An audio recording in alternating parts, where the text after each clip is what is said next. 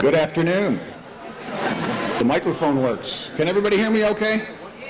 All right. Folks, if you want to come in, there's still a few seats left if you'd like. You'll probably stay up there if history is any indicator. So good afternoon. Welcome to Parkland College, and thank you very much for joining us at a very, very exciting time.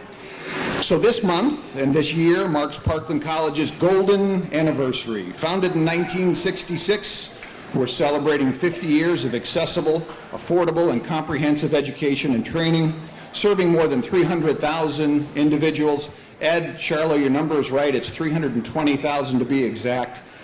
Students that came through these doors and to pursue a dream of a better life through higher education. That following year, September 25th, 1967, Parkland College opened for classes with a total enrollment of 1,338 students in day and evening classes spread throughout the downtown Champaign. Graduates from every single high school in our district were represented. And it's as true in 1967 as it is today that Parkland College is an excellent choice.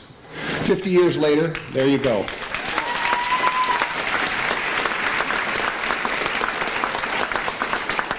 50 years later, this college, by any measure, is an institution of high academic standards. We're fully accredited with a competitive curriculum and an outstanding faculty and staff second to none, many of whom are in the room.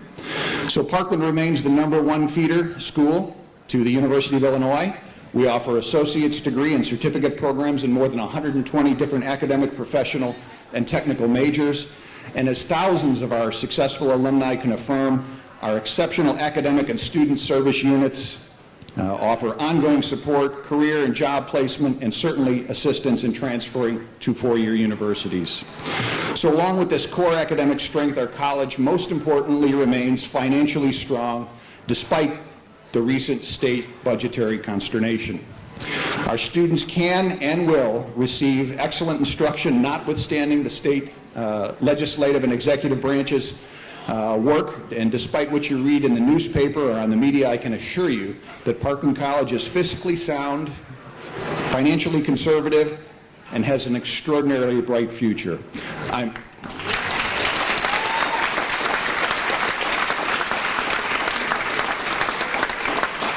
I'm supremely confident that we'll make our own way, positioning ourselves to be the best we can at serving students in this community for another, let's say, century or so.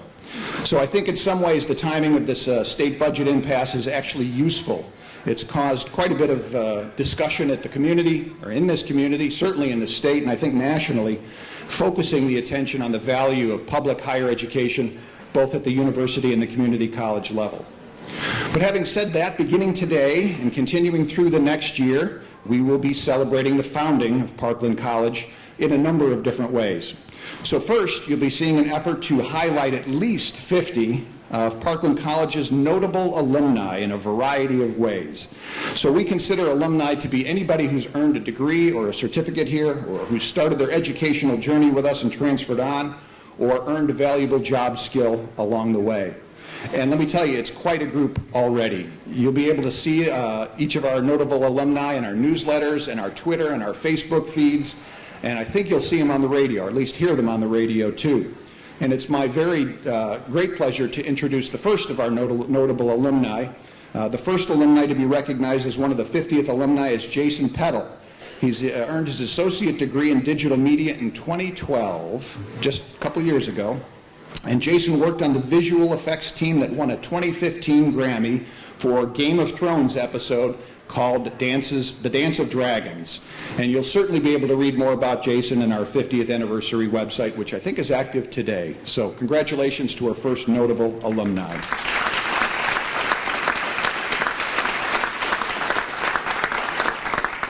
Secondly, our foundation has kicked off a 50th Scholarship Challenge. So this is very interesting.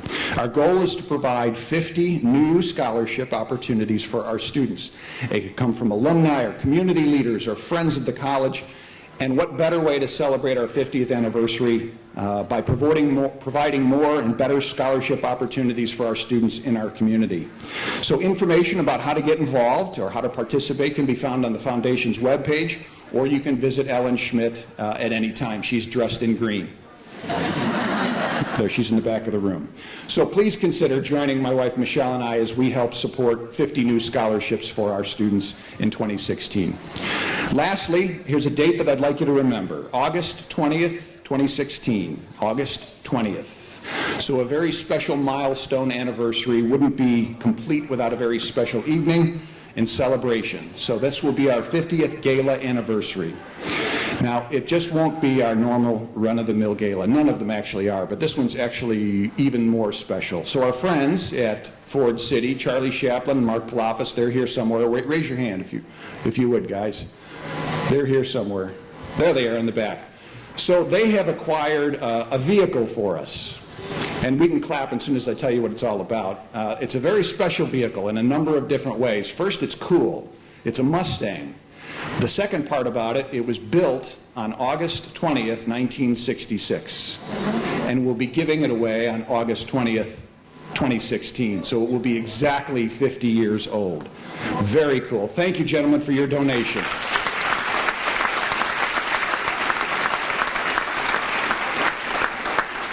So you can get raffle tickets, again, through the foundation office or on our website.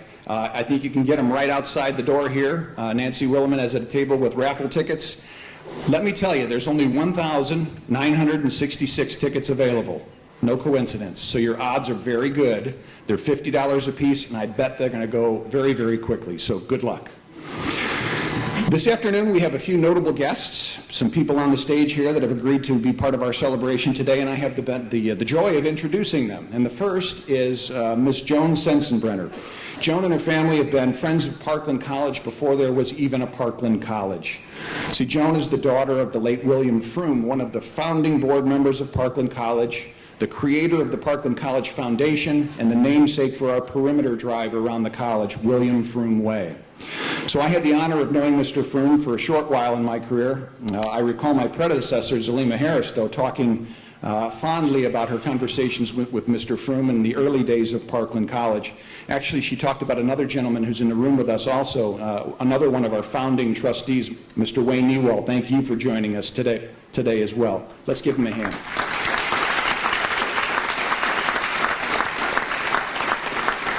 And it's an honor to have served with Joan on the foundation very recently, just like her father. And without further ado, I'm going to turn it over to Joan.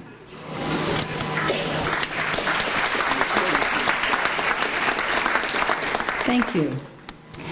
The Illinois Junior College Act of 1937 allowed school districts to establish two-year colleges to be part of the public school system, but there was no significant progress in the Illinois junior college movement until 1955, when state funding was approved. In 1959, the state authorized junior college districts. There was much debate as to whether junior colleges were an extension of the public school system or part of higher education. U of I President David Dodds Henry was a proponent of them as part of higher education in Illinois, and he was instrumental in that movement. Illinois passed the Public Junior College Act in 1965, which provided structure and commitment to the development of junior colleges in this state. Early in the 1960s, Lowell Fisher, president of Urbanus District 116 Board, and my father, William Froome, president of Champaign's Unit 4 Board, met regularly to discuss local school problems and solutions. Their goal was to improve vocational and technical education in both districts. In 1963, they learned that the Illinois legislature was considering funding two vo-tech institutes, one in Chicago and one in downstate. Those two school board presidents invited 6 superintendents of schools from Champaign, Piatt, and Douglas counties, along with the head of U of I Vocational Education, to join their group and pursue the establishment of a downstate vocational technical institute. The group grew to 61 with the addition of high school superintendents and Board of Education presidents from each of the 24 districts adjoining Champaign-Urbana. This group enlarged their scope from vo-tech to create a junior college, with the major component being vo-technical education. They became the East Central Illinois Steering Committee, or ECISC, in 1965, and expanded their numbers again to include business and community leaders from the involved counties. Each of the 26 school boards demonstrated their willingness to participate. In January 1966, petitions were submitted to the Illinois Junior College Board to establish the college and hold a referendum. Approval was unanimous. In March of '66, area residents voted overwhelmingly in favor of the new two-year college. Then on March 15, 1966, it officially became Illinois Junior College District 505. Election for a governing board was held, and 7 members representing the geographical diversity of the district were elected in May. The newspaper published a photo of the first board in the same edition in which they covered a large fire that had occurred. The paper mistakenly reversed the captions under the photos, and the one under the new board read, "Gutted Saturday." It was an inauspicious beginning. My father was elected first chairman of the Board of Trustees, and regular meetings were held once a month. However, I remember him being involved in weekly meetings while trying to launch this very ambitious endeavor. At the June meeting, they were given a $100,000 check from the Illinois Junior College Board and were assured that they would have total autonomy in creating this new college. My dad recalled that total autonomy was the last thing they wanted. They had $100,000, a lofty goal, and no game plan. He called it frightening. But the 505 board crafted a game plan, set goals and policy, and then proceeded to hire very capable individuals to carry out those policies. Rachel Schrader was the first official college employee, and she started work on October 24th, 1966. On January 2nd, President William Starkle was named as the first president. Dr. Starkle held a PhD in education administration from Stanford University and was eminently qualified. He faced many challenges in the beginning, including hiring key administrators, planning curriculum, setting the college philosophy and objectives, gathering information on the selection of the permanent site, choosing an architect, naming the college, setting tuition and fees, scheduling classes, and much, much more. Architect Ernest Kump, reputed to be the nation's most noted designer of community colleges, was chosen. The board decided that the permanent site should be near this Champaign-Urbana, as it was the geographical center of the district, accessible to all 505 residents, and close to the resources of the University of Illinois. 122 acres of a farm belonging to Laura Elizabeth Ehler were purchased. Dr. Starkle promised Mrs. Ehler that the Ehler family barn would always remain on the campus as a landmark to her family. The Champaign Park District then acquired a 111-acre tract adjoining the Parkland land with the intention of establishing a new park. In March of '67, the News-Gazette offered a $10 prize for the winning college name. There were 50 submissions, but Parkland, the name Parkland, was the inspiration of Dean Donald Swank, saying it reflected the Champaign Park District's park on the east side of the college. September 25th, 1967 saw the opening of Parkland with 1,338 students and first classes held in various buildings in downtown Champaign. The youngest student was a 16-year-old high school graduate. The oldest was a 76-year-old man enrolled in the evening program. The North Central Association approved the college for federal funding in October of '67, saying that they predicted it would emerge as outstanding in the nation based on its excellent planning and superior start in such a short time period. One of the more humorous memories I have from Parkland's early days was not recounted in the draft of Parkland's history that I found in my father's papers. I suspect there was a reason it was omitted.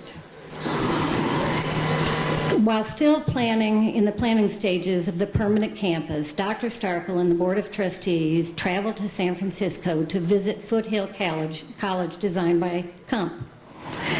The number traveling necessitated 2 Hertz rental cars. At some point during the trip, one of those cars rear-ended the other, causing minor damage. Hertz reported that it was the first time in its history that 2 Hertz cars had been involved in the same accident. In July 1970, ground was broken for the construction of the permanent campus, which opened in 1973. I think the overwhelming success of Parkland can be summed up in a statement from President Truman's 1947 Commission on Higher Education. Quote, "Whatever form the community college takes, its purpose is educational service to the entire community. It should include preparation for advanced study, vocational and technical programs, and community service.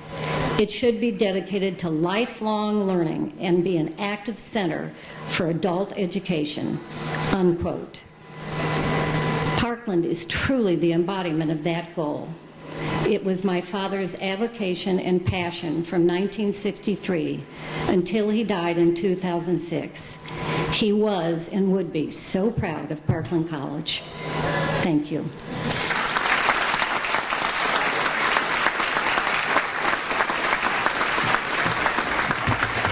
Thank you very much, Joan.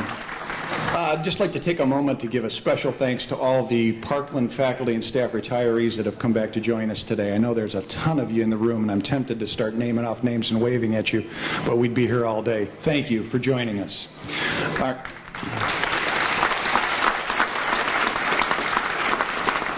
Our next speaker is Mr. Dana Trimble. He is the current chairman of the Parkland College Board of Trustees, and he has served as a trustee since 1999. Dana has lent his patience, his candor, his strength, and support to 3 different presidents and our Board of Trustees for the past 17 years. His commitment to this college is both extraordinary and appreciated, and he's here to share just a few thoughts with you today. Ladies and gentlemen, Chairman Dana Trimble.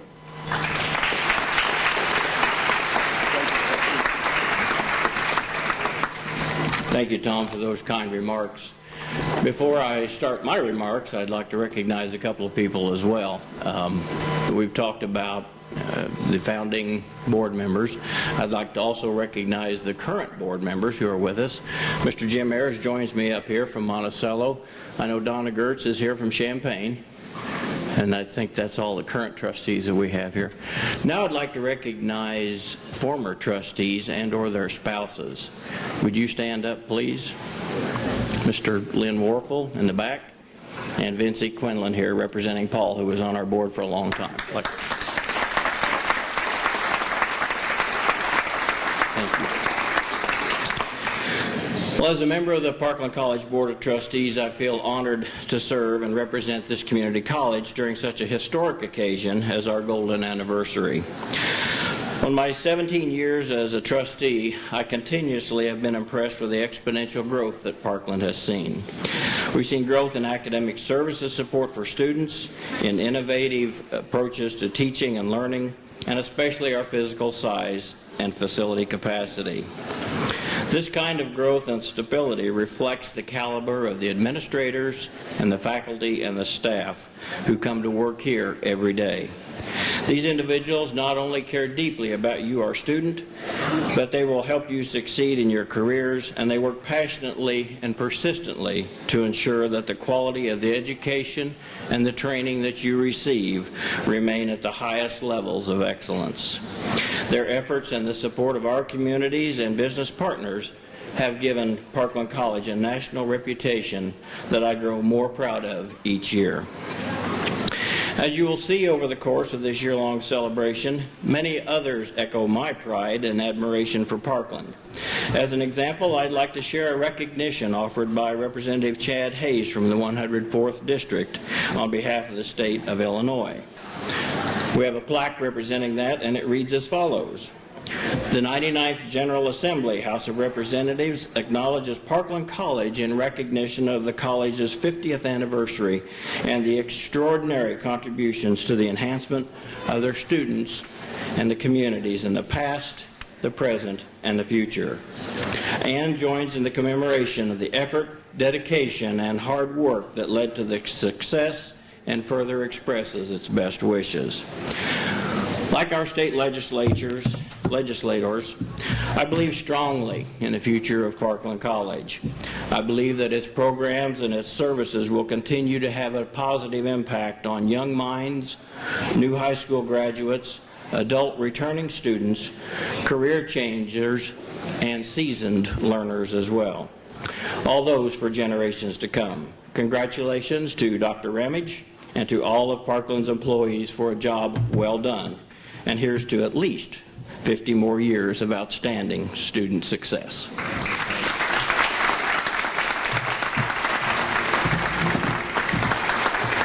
Thank you, Mr. Trimble. So next on the agenda, the Parkland College Television Station, or PCTV as we refer to it here, has put together a short presentation for you entitled Memorable Moments of Parkland. And it was produced by a very talented producer by the name of Chris Foster. He's standing right over there. Chris, if you'd wave your hand.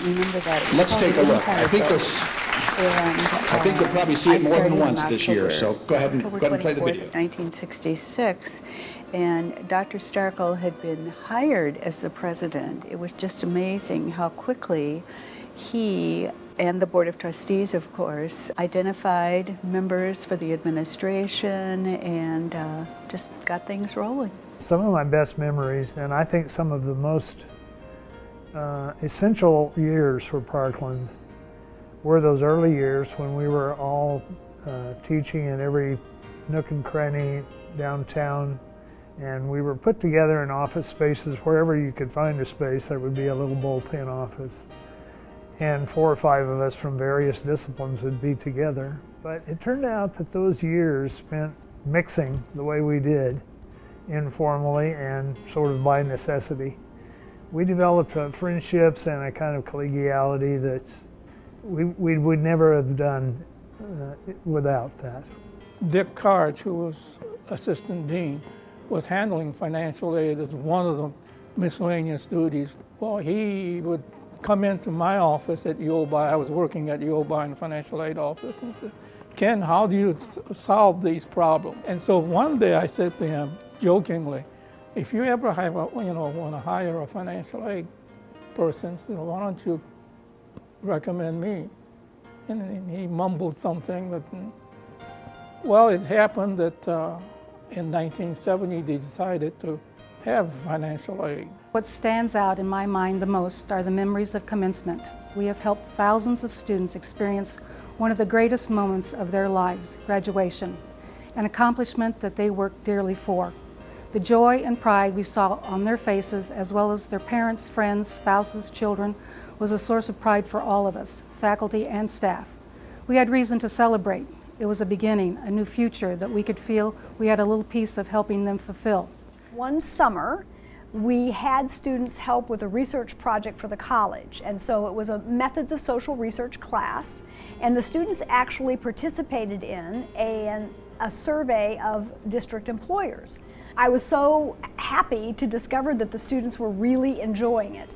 They learned the methods of social research, they learned about survey design, they learned about the problems of administering a survey, and they really tackled even some of the statistical analysis. The students learned so much and were so fired up by the process that stands out in my mind as one of the most enjoyable times I spent with students at Parkland. Whenever I think of Parkland College, I think of opportunity.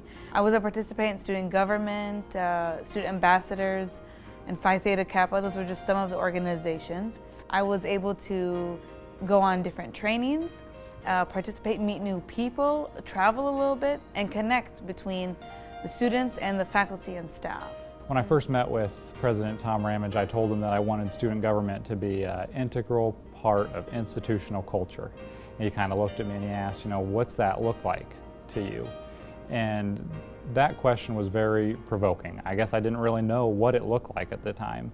I had to go back, I had to really think about it, work with our team, and we came up with a real vision for student government. And that vision is what we took forward. And I still apply that to my life today. The ability to create a vision and move forward with it is something that President Ramage probably doesn't know that he instilled in me, but he did. I took an interest in the respiratory care program, and I went ahead and applied, and fortunately I was accepted. Work in student life as well. I work alongside faculty and staff, which is one of the great experiences that I've had here at Parkland. I enjoy the student involvement that I participate in, being in student government, being part of Club Latino, Parkland Scholars. The people here are really friendly. It's a family environment to me.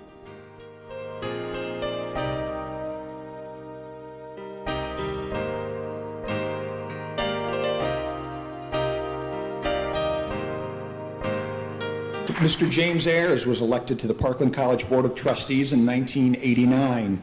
He was re-elected 3 more times. He became board chairman from 2002 to 2003, chairman again in 2007, and that's about 27 years of total Parkland College Board of Trustee experience, which is remarkable. Jim is the former mayor of Monticello and is the CEO of the Central Illinois Manufacturing Company, as well as an attorney in Monticello. Now, there's hardly a community college trustee, certainly in the state of Illinois, but I think in the nation, that doesn't either know Jim personally or know of him or his legend. There are only 1 or 2 degrees of separation between him and any trustee at any community college in the nation. He's also president of the Parkland College Foundation. So, Mr. Ayers, please join us.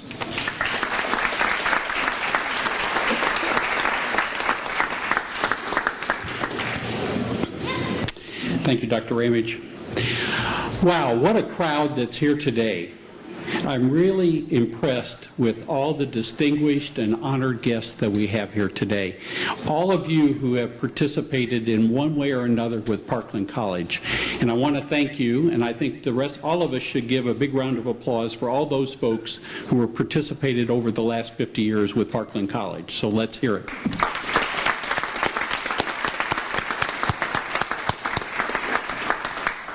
Well, I've been honored to serve at Parkland College as a trustee and also on the foundation.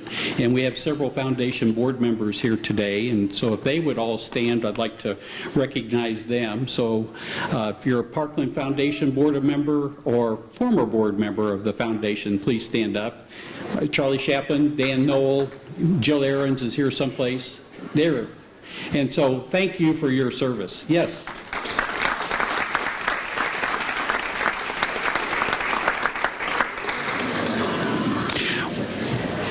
There are 3 things I'm supposed to mention, and the first is about celebrating our 50 notable alumni. Dr. Ramage also mentioned that, and I just want to highlight the fact that we are searching, and postcards were sent out, media requests have been made. We're looking for 50 notable alumni. So if you know someone who is an alumna of Parkland College that has something unique or interesting or worthwhile, pass that information on to us and we'll make the best use we can of it. We also have the 50th Scholarship Challenge, and you've heard about that as well. And so I just encourage folks to be thinking about how you can provide for those other members of our community who need assistance as they go to college. As you all know, the state of Illinois is in financial distress, and that's also indirectly placed financial distress on the college. And so financial assistance is probably more vital than any other time in our history of providing for those students who need that extra help to either stay in school or get in school and be able to improve their educational opportunities. Also, there's 50 years, our 50th anniversary is August 20th, 2016, and we do want to thank our friends at Ford City for the donation of the 66 Mustang. It's an incredible gift, an incredible opportunity for us to use that to market our 50th anniversary. So thank you to Ford City.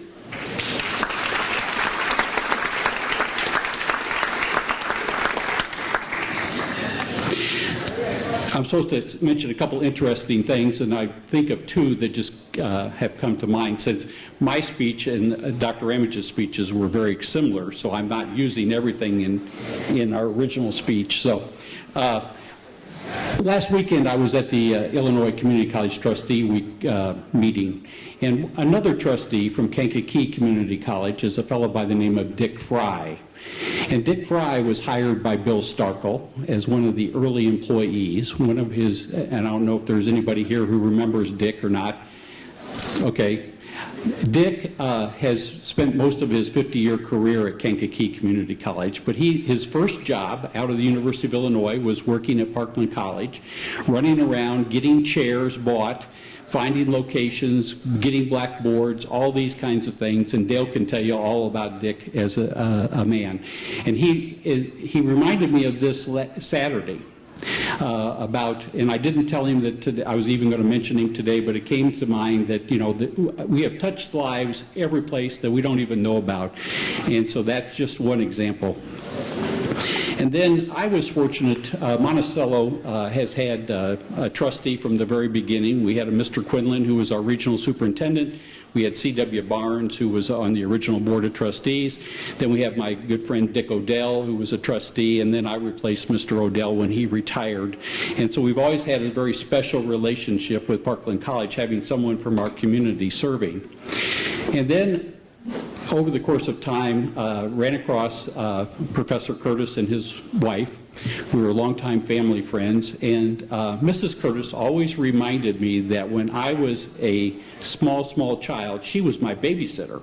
And so I always have felt sorry for her having put up with my brother and me, but those were days when, you know, it was a much smaller place in Champaign-Urbana. And so I think about the special relationship that we all have with lots of other folks here at Parkland, and just want to wish everyone the best for the 50th anniversary of Parkland College.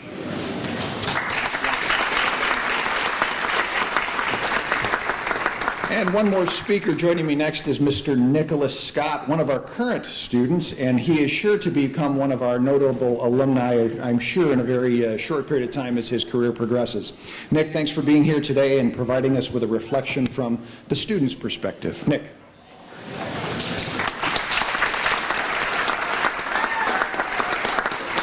Thank you, Dr. Ramage. You know, when I was asked to speak here today, I actually wasn't sure what I was going to say. When we're looking at a place as, you know, wonderful and honestly as fantastic as Parkland College is, you know, what can I bring to the table? I'm a 2-year student. I've been here for actually about 2 years now. I'm about to graduate in the fall.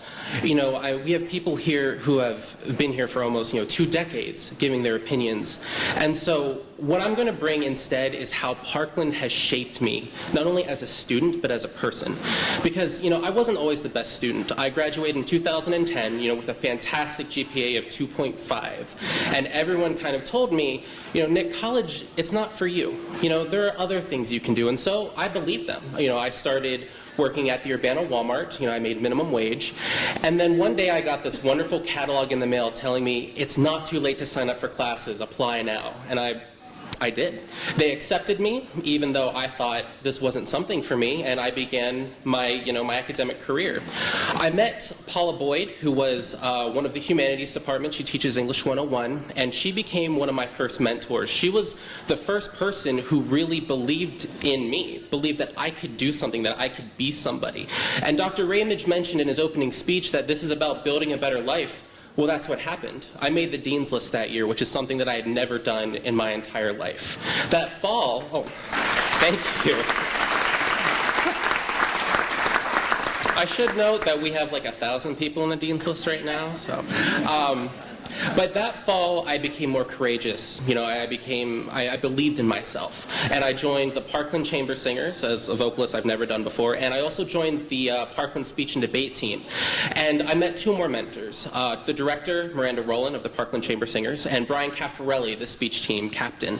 And through them, I learned so much more about what it means to be a student. It extends beyond writing papers and solving math equations. I learned what it meant to have dedication, to represent my community, to really be involved. And I went from someone who had never thought about higher academia to being part of Phi Theta Kappa, to having colleges ask me to join them. It's such a surreal experience because Parkland exists, and only because Parkland exists. And so if you take anything with you today, beyond the wonderful stories that we have about Parkland's history, it's that right now there are students sitting in classrooms who a year or 2 years ago didn't know they could do that. You have students here that don't speak English that are still getting their degrees because we accommodate for them. We have one of the best academic centers of success in the entire nation, and through that we are getting people degrees who never would have thought they could have before. And so even if it boils down to just me, I am so thankful that Parkland has been here for 50 years, because now I get to do what I've dreamed about. And hopefully for 50, for 100 more years, future students can do what they dream about too. So thank you.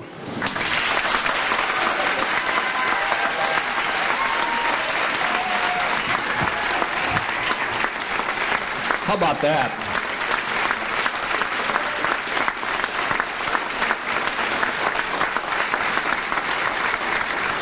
Nick, I think when you're done, you're supposed to drop the mic. I think that's the way it's supposed to work. Finally, on our agenda, we have some special guests, 3 mayors with us today. First, from Champaign, Mayor Deb Frank Finan. We have Mayor Laurel Pressing from Urbana and Mayor Charlie Smith from Rantoul, and I think there are some proclamations to be handed out. Mayor Finan, I think maybe we'll have you first. I know you're on short time. Yeah, and actually Mayor Pressing and I have one together. Oh, very good. And I would just note, too, that we have Representative Ammons in the audience as well today.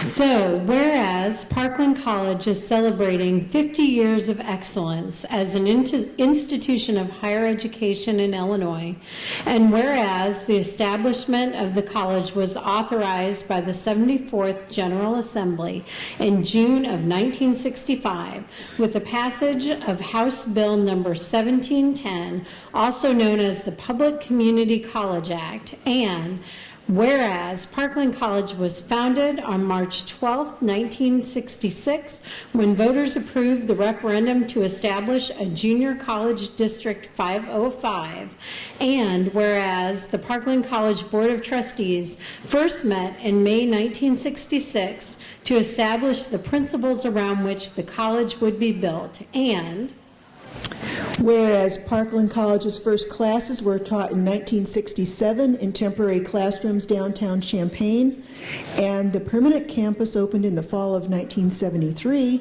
and whereas the Parkland College Foundation was established in 1969 to support student scholarships and fund academic excellence to benefit communities served by Parkland College, and whereas Parkland College has continually adapted to the needs of its students, community members, and the district's employers by offering innovative educational programming, including certificates, associate degrees, workforce training, community education classes, and cultural programming.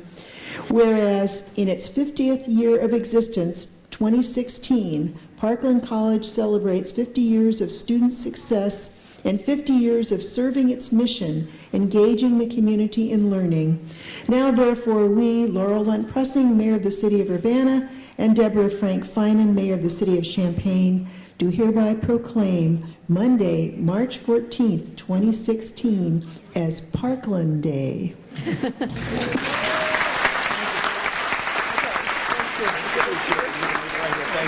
Thank you. Thank you all 3 for being here today. It's a very special day. So, in conclusion, as we recognize half a century of student success over these next 2 semesters into next year, I would proudly invite you to take part, as your busy schedules allow, in the many activities that are planned, especially this summer by the Parkland College Foundation.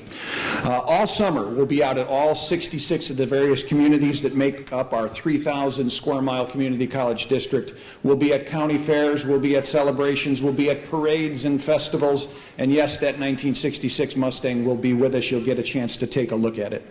My thanks to the Parkland College Foundation, Julie, Susan, Becky, and our executive director, Alan Schmidt, for putting on this today's celebration and the continuing ones throughout the next year. But most of all, thanks to you, all of you, for coming out today. Here's to 50 years more of student success and engaging our community in learning. Have some cake and enjoy the punch.